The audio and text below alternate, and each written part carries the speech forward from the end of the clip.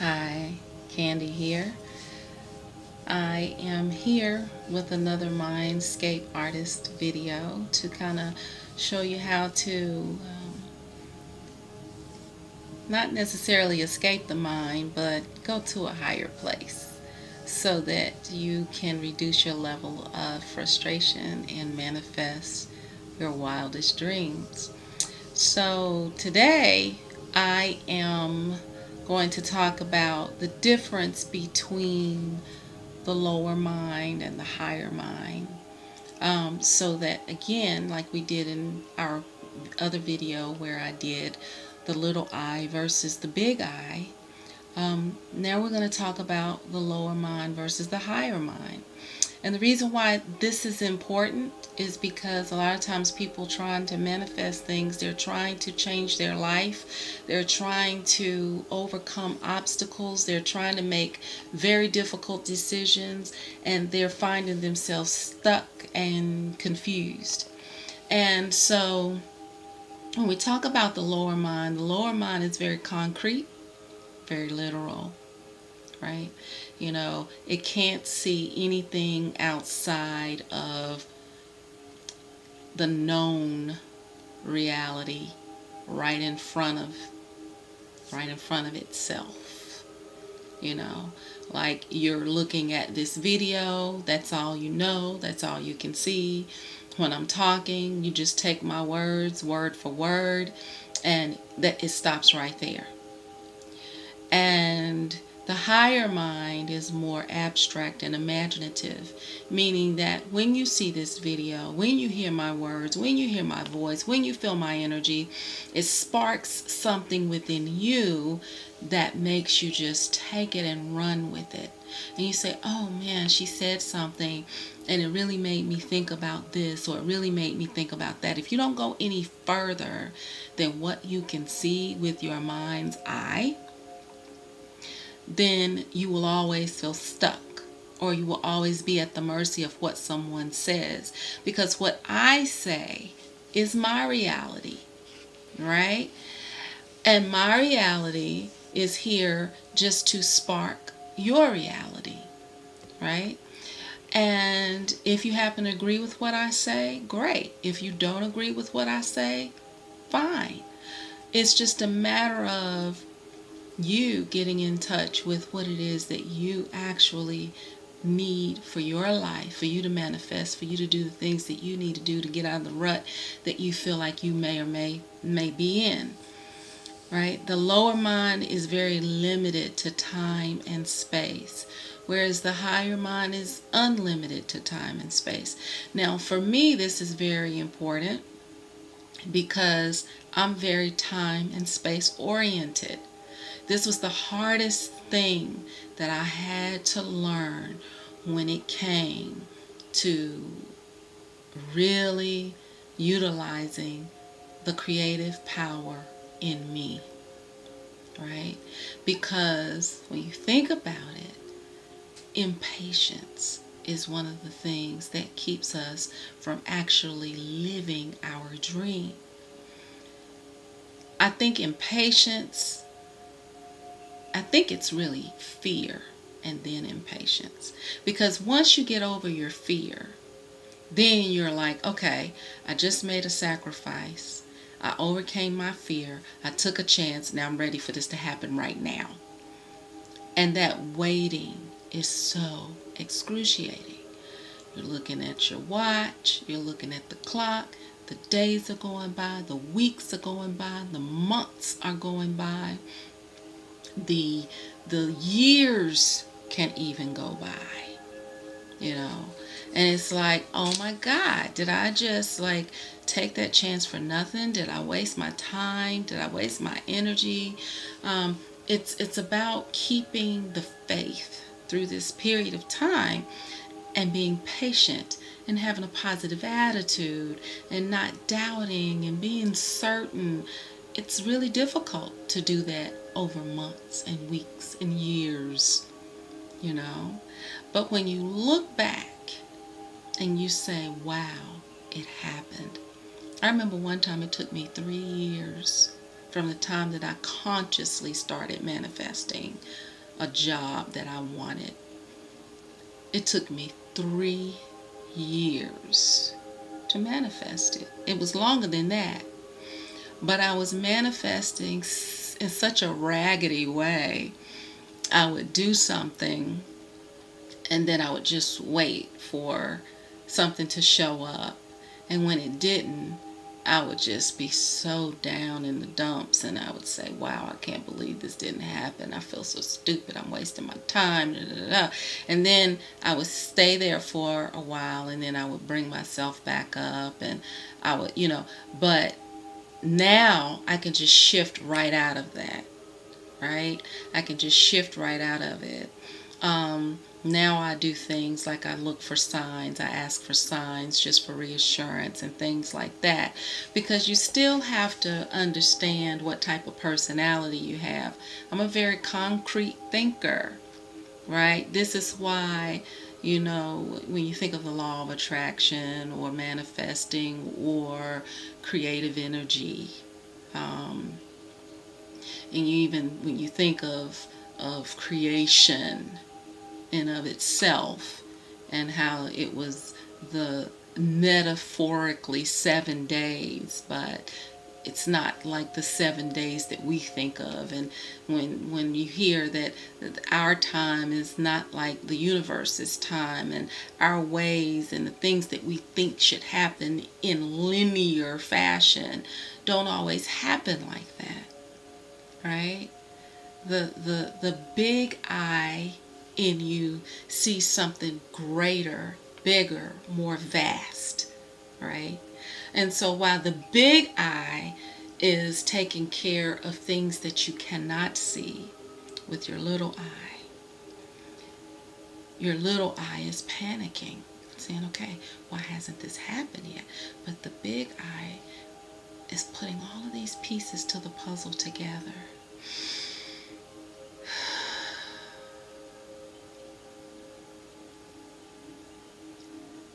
And the big I is looking out for you on so many levels that it's amazing when you think about it. And this is how you stay patient. Come out of the little I and you start thinking with your big I. And when I say the big I, I'm talking about the I, the great I am. But I'm also talking about the I as well. So when I say little I and the big I,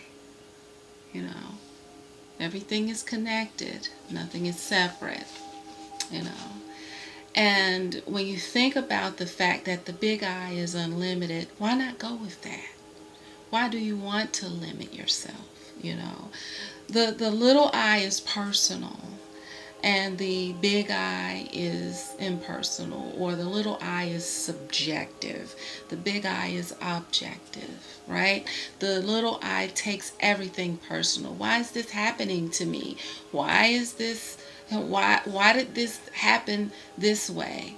Or what did I do to deserve this? Whereas the big I is like, it's just happening, man. It's just happening. And the little I is always looking at, just what's in front of them.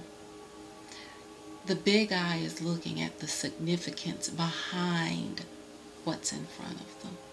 What's the significance behind that? The little I is always focused on specifics, but the big I is going to be focused on the big picture. The little I is on the details. The details. You know how they say the devil is in the details?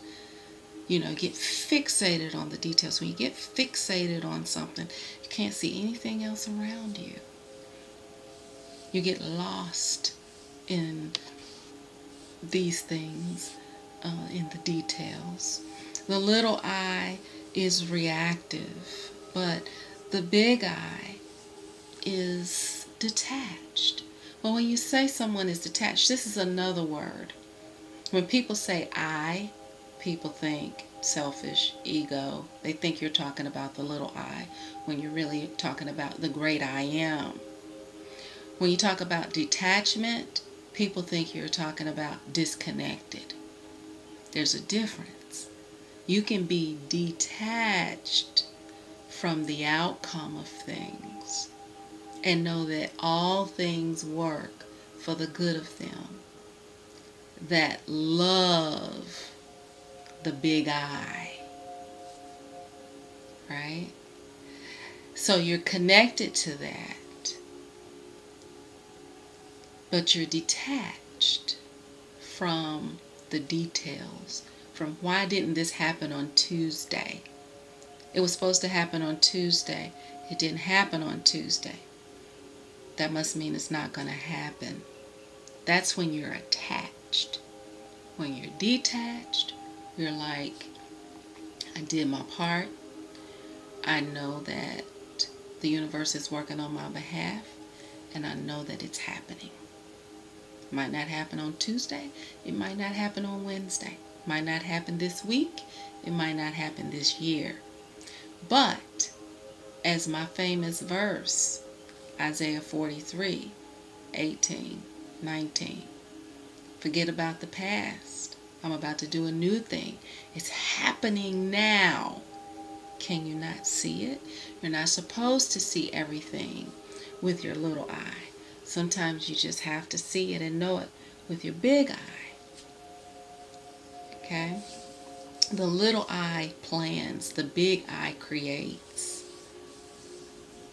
So when you think about it, the little I is like, okay, I'm going to plan it.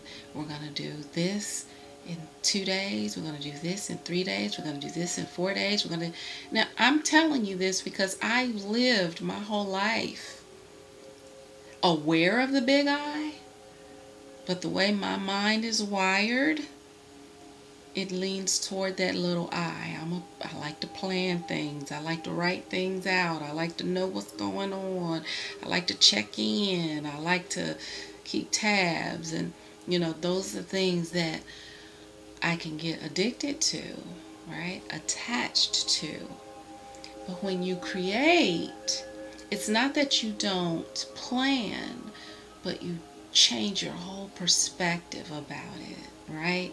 You're more inspired. You're more led through inspiration.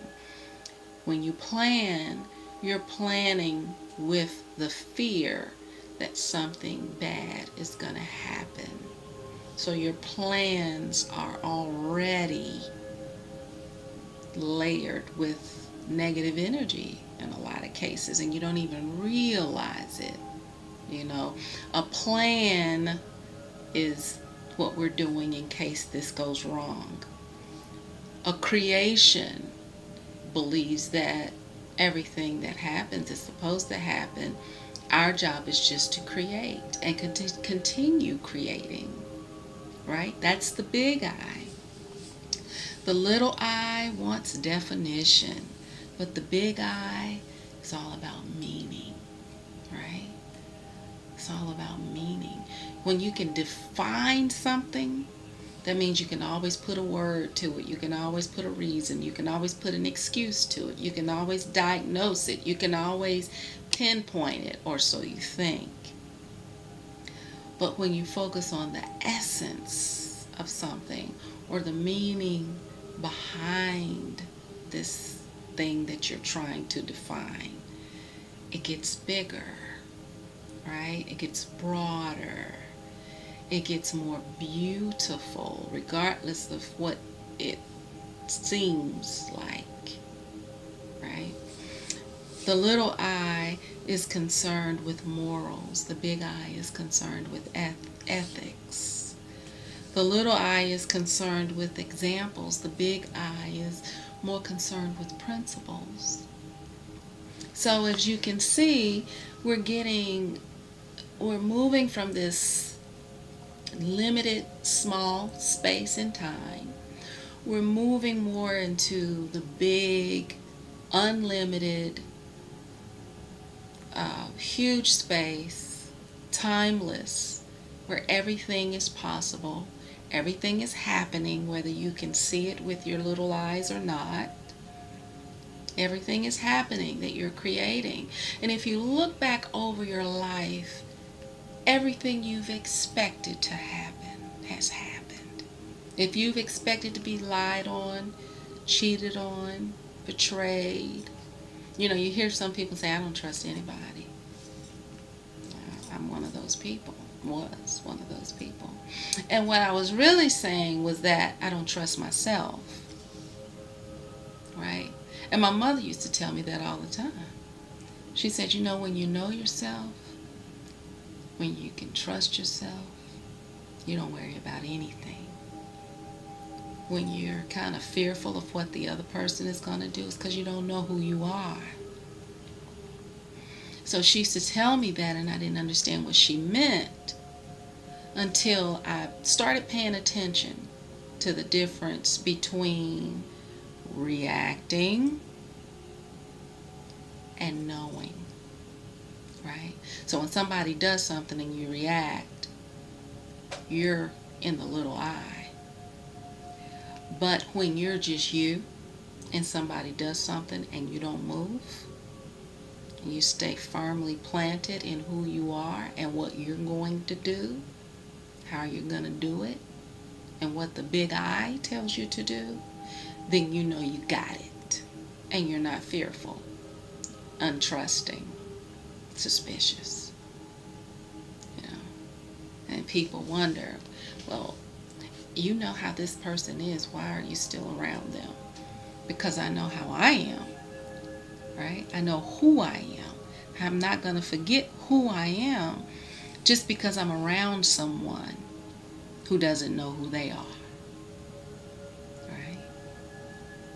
So this is how we can literally flow through life, not without troubles, not without mistakes, not without fear and all these other lower vibrations that people try to act like they don't have, but how you can move through them and up and out of them. And you know, people will be confused as to how you're doing this, right?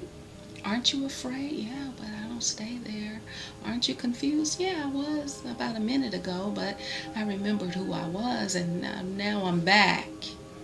You know, reconstructing the world by reconstructing your mind, you know. And when you think about it, and you think about how, you know, the little mind wants to accumulate as much as it can, whereas the big mind, or the big I, is wanting to grow. There's a difference in accumulating things and growing. Some people accumulate knowledge. You ever meet people who just know everything, but they don't do any of the things that they know? I mean, any of them, right? And you're like, wow, you know how to, you know, do this, but you're not doing it. They're accumulating knowledge. You know how people accumulate money? They don't do anything with it. Then there's some people who know how to grow money. There's a difference in accumulating money and growing money. Some people can get money so quickly and so easily, and they lose it as quick as they get it. That's the low mind. So you got acquiring, you have savoring. See how much more enjoyable that is? So you acquire sex, or you can savor sex. You acquire food, or you can savor the food. You know, savor. Remember versus reflecting. You know, when you're remembering something, you're remembering the details. Remember we were talking about the details? You know, and we're talking about focusing on the details rather than the essence. Well, when you're talking about remembering something, you're remembering little details. But when you reflect on something,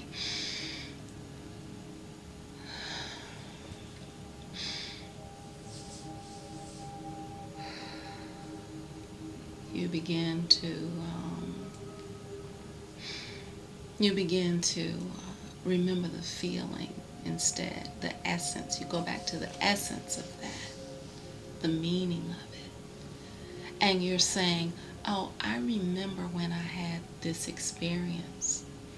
It was a horrible experience, and I can't recall the details. But what I got out of that experience was so much growth. I learned that even though this happened, that the result was really a good thing. It made me more interdependent. It made me more confident. It made me more loving. It actually, that event opened my heart. That's a reflection. Because when you reflect, you're able to connect that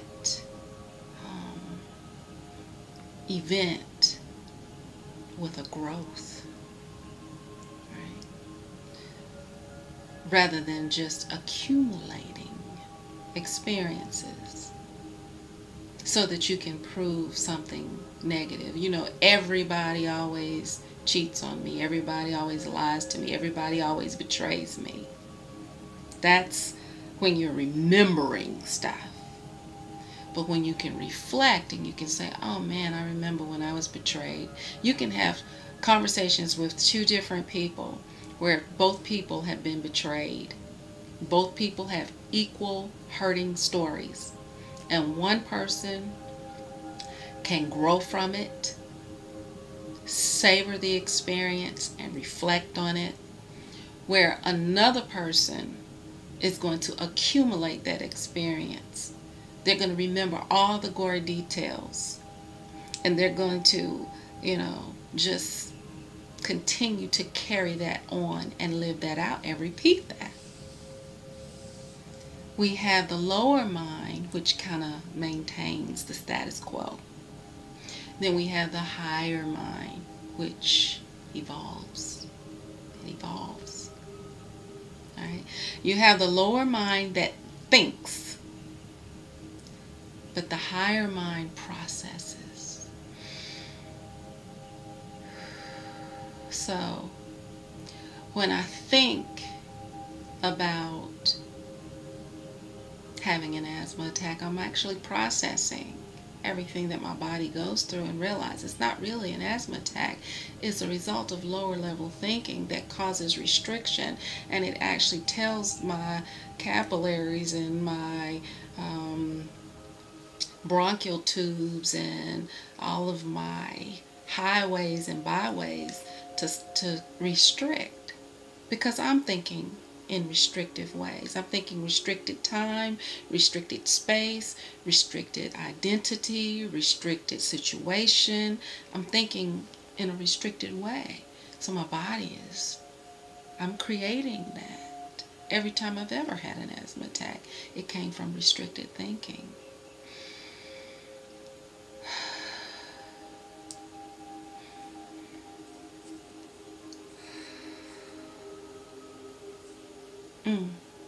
That's good. That's good. So we have two different types of time. We have a restricted way of thinking of time with the lower mind. We have an opportunity way of thinking of time. Isn't that so much better? Instead of thinking, oh my gosh, I'm running out of time. Oh my goodness, I don't have enough time. Oh my God, this is taking so long. Why is this taking so long? This should have happened by now. As opposed to, oh my goodness, the universe is giving me more of an opportunity to do something between the space in which I am waiting and my actual manifestation that's coming. Wow. Hmm. Beautiful. It's a very good way of thinking about things. And so when you talk to people and you say, let's try another way of looking at it. I remember talking to my daughter about something. She was going through a loss of a relationship. And I was like, wow, you're getting more opportunity to have more time to yourself, to do the things that you need to do to better yourself. And she was just looking like, how could you say that at such a time as this? So when you begin to think like that, it may seem like you're cold-hearted. But inside you feel warmer than ever before. But people are so addicted. We are so addicted to feeling bad about something that doesn't go our way, that when we look at it in a different way to give us more power in the situation, it looks like we're being so far removed from it, or like we're not facing reality. But if you really think about it, if you think about it, that when something is taking a while to manifest, you have more opportunity to get ready for it. When it seems like you're running out of time, time is limitless. Of course you're not running out of time. Of course you're not running out of time. Now, if your boss gives you a deadline to do something, you're under that illusion you got to get it done.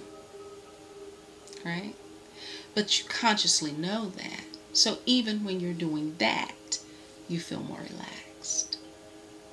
You feel more relaxed. The lower mind, it blames, but the higher mind takes responsibility. The lower mind is careless. See, when you tell people that you're thinking from another perspective and you're not as worried, people will view that as careless. But it's really not. It's actually a discipline. So the higher mind is disciplined because it is a very instinctual thing to go straight into worry and say, let's do this, let's do that, and to come up with a plan.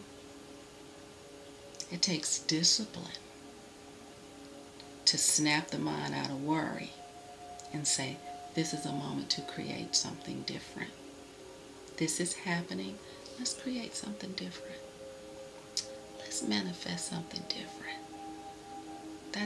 That takes discipline, because you're actually disciplining your mind to think differently. You're rewiring your whole brain. So when you think about how we've been programmed, the things that we thought were bad are actually good.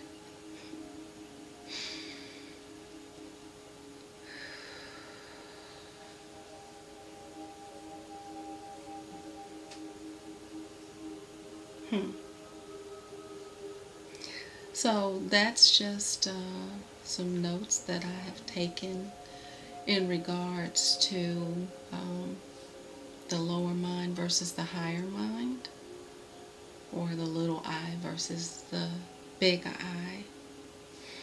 And as you transition between the two, I want you to think about what it feels like. Every time I'm in my little mind, my breathing is shallow. Because if you notice, when I take my deep breaths, I come to the realization, oh, boy, I was in the lower mind there for a while. Because even if I'm just explaining the lower mind to you, I can feel it here, all around my neck and all in my chest. That's where I feel it. So you pay attention to your body and you say, oh, when I'm in my lower mind, my little I, my lower self, what's going on in my body? When I'm in my higher self, my neck is looser. I don't have the tension here. My chest opens up. My back is lighter. My shoulders fall a little bit more. Okay? So that way, when I'm feeling that, I'm like, okay, I need to make the shift. I need to make the shift. This is not about never thinking negatively, never feeling bad, and never operating or thinking from the lower mind. This is not about getting rid of this lower level energy. It's about manipulating it, raising it, directing it, not being afraid of it, facing it, taking this is what you call taking. When you take responsibility for something, you handle it. This is you. This is what it looks like when you handle your energy, right? So you handling your energy, and you're responsible for it. You know, you're like, okay, I feel this way, but I don't have to stay this way. People see you doing that. They trust you. They feel comfortable around you. They share things with you. They give you things, right? People give you things. People give people things that they feel are responsible. If you find that you're not getting help from anyone, that nobody wants to support you, that you feel all alone, ask yourself, are you practicing self-responsibility? Are you handling yourself? Because this is what handling yourself looks like, right? So, ask yourself, am I handling myself, or am I just letting the little I do all the work, leading me down all kinds of hard paths? And if so, then you're going to have to reconstruct the world by reconstructing your mind. I know you can do it. Bye.